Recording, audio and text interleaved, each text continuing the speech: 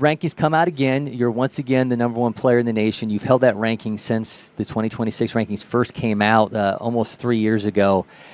Tell me about holding on to the process here and continuing to get better each time out. Not that you're chasing a ranking, but to continue to get better as a player.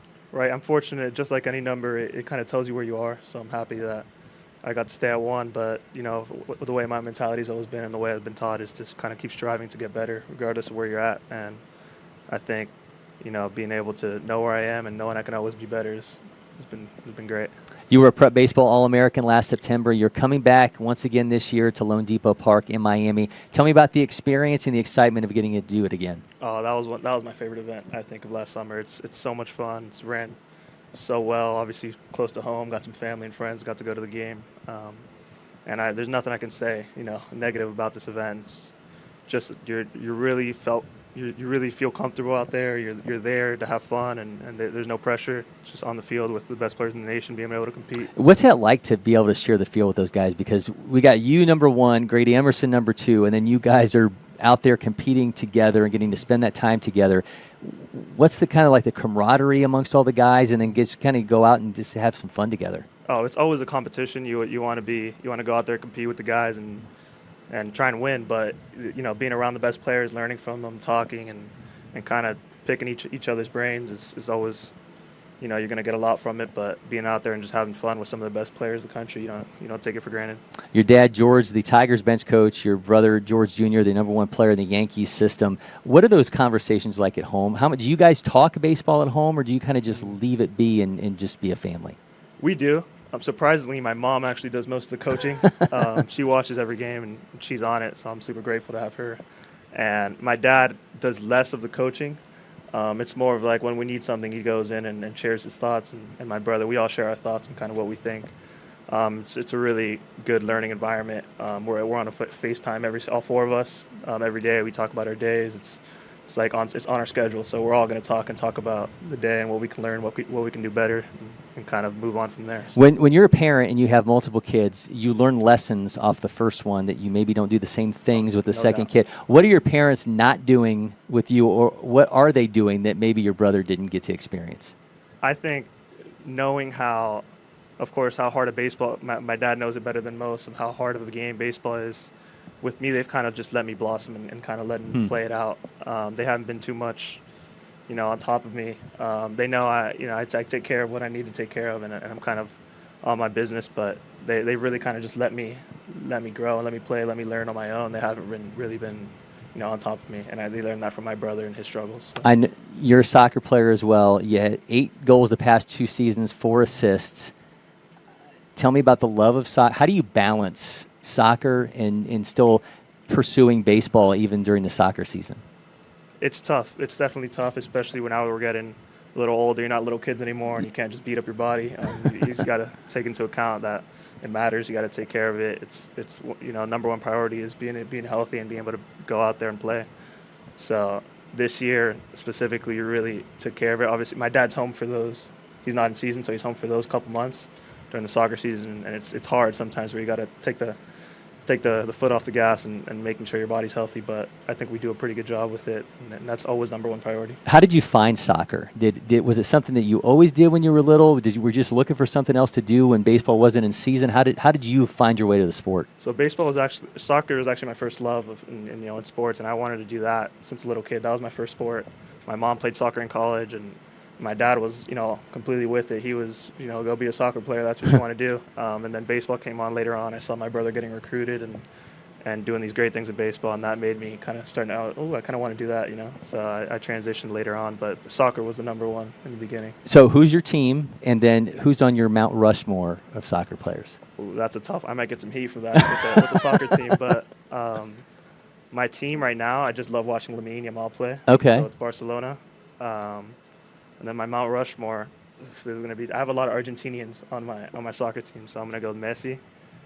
I'll put Maradona on there. There you go. Ronaldo has to be on there, of course, and I'll put Pelé as the last one. Okay, nice. No, your game, man. You're even pronouncing things correctly, which is that's the big player there. So up the top there, we've got Kane Southwest National against USA Prime / Aces National. A bunch of guys that you are all too familiar with. A number of prep baseball All-Americans in that one as well. Gio Rojas on the mound for USA Prime. Have you faced Gio in game before? I have not. I'm really looking forward to it. Hopefully I can face him, this summer sometime. But I've actually had some good conversations with him, and we go at it every now and then, talking about baseball. And he's my South Florida guy, so he's a dog.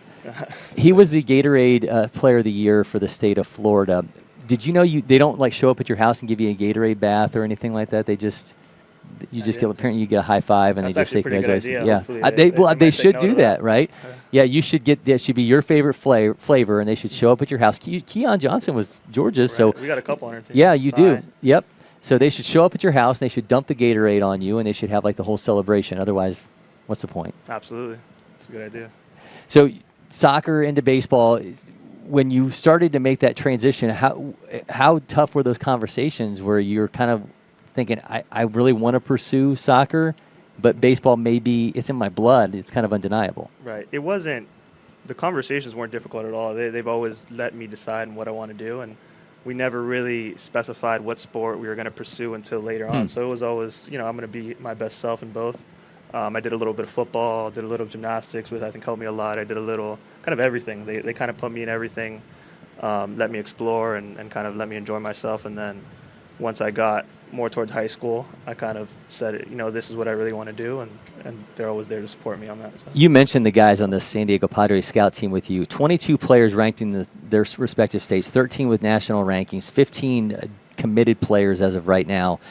There's almost like this, like I have a younger son, and he watches you guys on like YouTube videos. There's almost like this like rock star atmosphere that surrounds you guys. You've had Drake at games before. What's it like in the inside of that and still trying to like operate as like we're here to play baseball and not kind of just get caught up in all the pomp and circumstances sometimes follows you guys? It's a lot. It's definitely, there's always going to be a target on our backs. We're super fortunate to have all the resources that we do, and this year specifically we've kind of narrowed down our focus and what we want to do. We talk about it amongst the team, and we're like, we want to play championship baseball and leave a positive impact, and I think this year we're really going to try and aim towards those two goals. And I think everything will come along, with all the positives will come along with doing those two things. Do you get caught up in like a Drake being there? I mean, is there like a buzz in the dugout with like Drake's here? It's definitely a cool feeling. It's what comes with wearing this uniform, and we're all with it, so we're all super fortunate. So you obviously learn a lot from your brother. You learn a lot from your dad. When you've got like Cameron Maben coaching you this year, you guys have Matt Kemp showing up. Do you pick their brains about things and have different conversations with them than maybe you have with your dad and brother? For sure. That's one of the biggest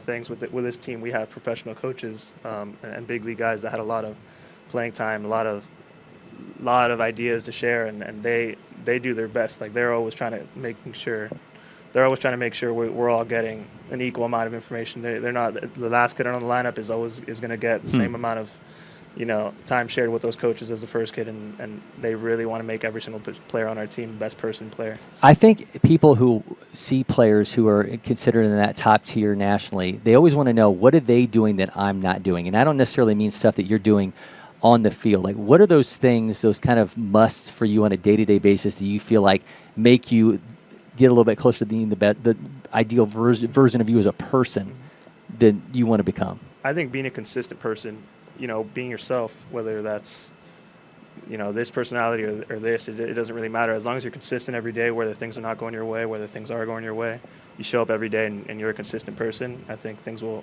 kind of all fall into place when you're a consistent person. So. Are you doing anything specifically recovery-wise, stuff with mental training? Are those pieces of the puzzle for you?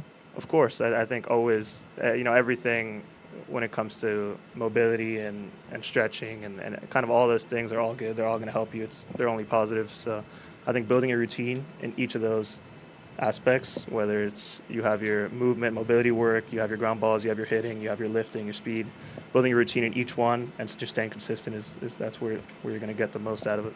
Absolutely fantastic stuff. And make sure you hit Jacob Lombard up on social media and let him know that he got it wrong on his soccer Mount Rushmore. Jacob, man, appreciate it. Best of luck all weekend long, man. Appreciate you joining us.